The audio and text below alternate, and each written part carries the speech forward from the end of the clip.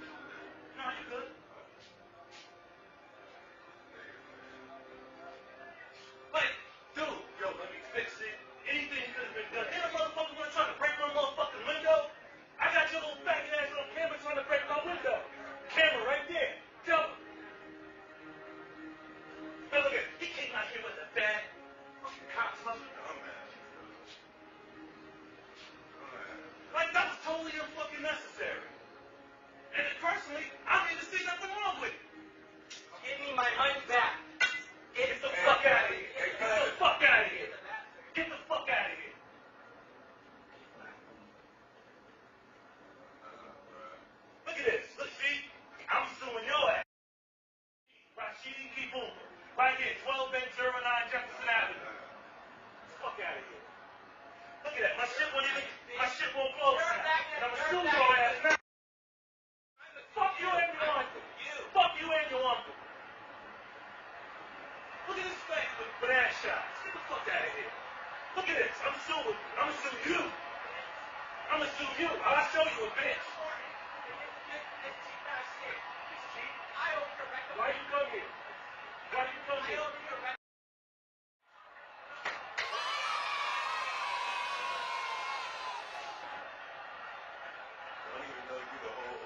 Shit, what? The landlord's not gonna do it. The landlord don't care. The landlord don't give a shit. He just wants his rent. What?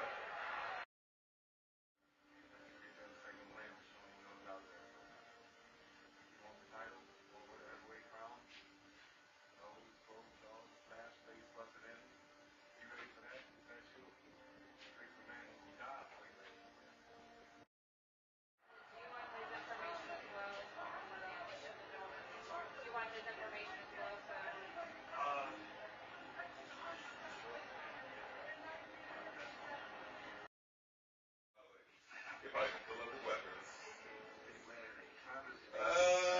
That would have died if I was there. I really would have just got So, there you have it. So let's talk about, well, let's address rather the elephant in the room. Well, there's several elephants in the room. Number one, if you notice, I kept calling him gay. I said something cocksucker, things of that nature. Turns out the dude is gay, as if you couldn't already tell, right? So, hold on. I'm ready. So, anyway, God, Queens. some of you might be wondering, well, why didn't you give him back his money? I think I explained that before. You know what I'm saying? Before you just go ahead and refund somebody's shit, they need to, an assessment needs to be made. I need to look at the edge up. I need to see if in fact it was pushed back. Maybe I could fix it, maybe not. It's happened before to me. I'm a great barber. Trust me when I tell you I'm a great barber, but I'm not a perfect one. Sometimes every now and then I could be a little off. Sometimes I could be a little overzealous with my edge up. Sometimes. And in that case, then I have no qualms about giving you back your money. And then I'll even ask you, hey, come back again. Let me try it again so I can get it right. Most times they say, all right, cool. They come back and bam, we're good. You feel me? That's happened a couple times. There was one time, one brother, he had alopecia, he had all kinds of shit going on. The edge up was dope. He even looked at another one of my barbers and asked them. They said, yo, it looks good. And they thought that dude was taking my side because we was homies, when that wasn't the case. He just gave him his professional opinion. Gave him his money back, and he took to social media and started talking shit, which I didn't understand. I mean, I gave you your money back. You know, what was the point in that? But anyway, back to this dude. So, as you saw, I became really angry, really pissed off. I allowed this fucking guy to get up under my skin. I'm proud of myself, though. I smacked the card out of his hand, if you guys noticed that. I slapped the card out of his hand. There was a very brief moment before I grabbed the bat that I could have put hands on this man or this woman or whatever, how she identifies himself. I don't know, whatever it is. Because as you can see, you know how some women get ass shots, like butt implants or whatever? This individual apparently had that happen. No homo. Pause. You understand? But if you pay attention to people, your surroundings, you're going to notice stuff like that. It's unnatural anyway, so of course you're going to notice it. Which means he's a flaming queer. And then also, back to the gay thing. I called him faggot. I called him cocksucker and probably various other names. Now, some of you may say, okay, well, you're homophobic. Well, if you say that I'm homophobic, I say that you're stupid. And here's why I say that you're stupid. You're stupid because, listen, if you have a fear of spiders, what is that called? Arachnophobia. If you have a fear of being in closed spaces or whatever, you're referred to as being claustrophobic. If you're real big on germs and always using hand sanitizer and shit like that, then people would refer to you as a germaphobe, meaning you're afraid of those things. So to say someone is homophobic is to imply that they're afraid of homosexuals. At least that's how it registers with me. I ain't scared of no gay dude. You understand what I'm saying? So that homophobic thing is just fucking stupid. But if you were watching closely, you'll see that all the fag and all this other shit that I said to this individual didn't start until after he tried to break the window to my door or do whatever. After I was called stupid and dumbass and all this other shit. So here's the thing. If you gay or curious or whatever you are, right? Or if you're a heterosexual who has a bleeding heart for homosexuals. Okay, all right. Here's the thing. You can't cop an attitude when someone calls you gay after you've said foul things to them, okay? See, the way I am, you don't want to get into a pissing match with me, right? That's what I call it when you're throwing names back and forth, stuff like that. You don't want to do that with me because I key in to what will fuck with you. So if you come in and you got a cane and you limping or whatever, and we happen for whatever reasons to get into a pissing match, then yeah, I'm gonna address that. I'm gonna be like, yo, the fuck out of here, you fucking gimp. Now, whether or not this is right or wrong, that's a different story. I'm just telling you, this is how I am, right? If you're a lesbian, I'm gonna have some choice words for you. Carpet muncher, whatever other name I can conjure up at the time. If you got one eye or anything, trust me, I'm going there. When people are arguing back and forth verbally, they're trying to do with words what they would do with their hands, and that's inflict pain. So fuck out of here if you got this notion that, well, it doesn't matter what he did, you shouldn't have called him a fag. That's bullshit. Okay? That in my eyes, that's bullshit. So anyway, the police came. The police didn't seem to give a damn, as you saw. They looked as though they had much better things to be doing.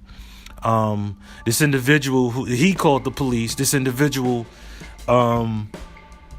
even as the police were leaving, he started yelling out some more shit from his car. They gonna have to bring a warrant on your ass, bitch, and all that nonsense. So the police ended up coming back to him, and in so many words, I'm assuming they told him to get the hell out of here. And they stayed around till he left. So boom, that's what it was. But it didn't stop there. He took to social media, started talking shit there, and before I blocked his ass, I went to look and see what was going on here. Turns out, yeah, he is in fact a queer. And the post that he made had me in it, and all he got was me calling him a queer. That's just a little couple second clip of me calling him queer. That's how he spent that. To make it seem as though he came in, asked for a refund, I smacked the card out of his hand, then told him, get the fuck out of here, you faggot, and grabbed my bat and chased him off, like when that's not how that happened. It was a half-assed story, right? So I looked at some of the comments, and I mean, all kinds of gay people just chiming in, and we should jump his ass and all that fuck shit. So, and then before I could finish, investigating and seeing who the fuck this guy is, there was another comment that he tagged me in. So apparently he was trying to bait me into getting into some sort of, another pissing match via social media. Let me tell you something. I don't play them games. I'll block your ass. That's exactly what I did. I blocked his dumb ass. Then he took to Facebook, my business page, the skill page on Facebook. Blocked his ass. I probably spent yesterday, not all of yesterday or a great portion of yesterday, but a few minutes yesterday, blocking gay dudes from trying to inbox me. And then you can't DM people that you're not following on Instagram, right? So when I checked a DM from my second born son, he was giving me his cell number, just got him a new cell number. So I looked and saw that there was another message waiting for me to open it and asking me if I will allow it. Of course I didn't, but I read it. I was still able to read it. And of course there was a screenshot of my profile on Instagram with big red letters saying, "You homophobic son of a bitch," and just thinking how stupid these people are who have a half-assed story. And he's not really telling the truth. Like, why do people do that? Why spin the story incorrectly? Just tell the whole damn story and then let people make up their minds from there. I didn't go back and forth. I wasn't even going to do this, but I felt that it was only right to get the story straight, to show what really happened. A stupid motherfucker didn't know that I got a security camera in here. So, yeah. Also, watching people get all worked up is almost how a lot of our people get, black folk get, when we see a clip on the internet with cops doing this and doing that. Now, I'm not defending the cops, because 9 times out of 10, the individual didn't deserve to get shot or treated the way they did. However, the clip is always never in its entirety. You see what I'm saying? And then we get emotional without seeing, and then sometime later, the real footage comes out and the individual happened to do a little bit more than what the clip showed, if that makes any sense. I'm not condoning cops at all, unless you're a good cop who will call out the bad apples in your precinct. Then I fucks with you heavy, okay? But, you know, if you crooked, you know what you can do. You know what it is. My point is, it's important for us to, number one, not be so emotional and to get the full story. Also, this is also a learning curve for me because, okay, I didn't put pause on him. I just grabbed my bat to keep him at a fucking distance. So I'm proud of myself for that because that's growth for me. The old me would have lost my temper. However, when he exited the premises, I should have stopped going back and forth with him. I should have stopped going back and forth with him at that point, but I didn't. I did allow him to get up under my skin. That's why I yelled out all of those names, right? Granted, yeah, he did try to slam the window. That pissed me off. However, that's just a window. Had I put pause on that man, that would have been a trip downtown, court date, an assault charge, and who knows what would have happened. You know what I'm saying? Gay rights. In fact, shit, the local gay community is up in arms now, so it seems. But just think, had I put my hands on him, I would have got tried maybe by the city. You understand? It probably would have been labeled a hate crime. They probably would have been protesting and picketing outside my place of business. It had the potential to get ugly. I'm in a position to where I can't afford to, and not to mention he's a mentor too. You're a mentor? It just wouldn't have been a good look.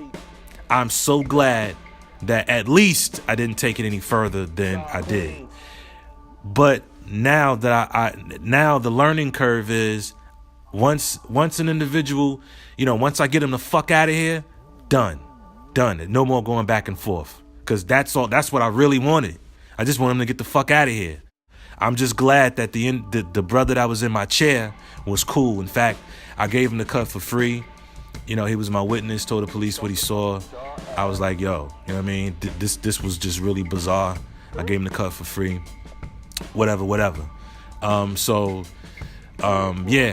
this is, I wanted to display this to simply talk about self-control, not being so emotional.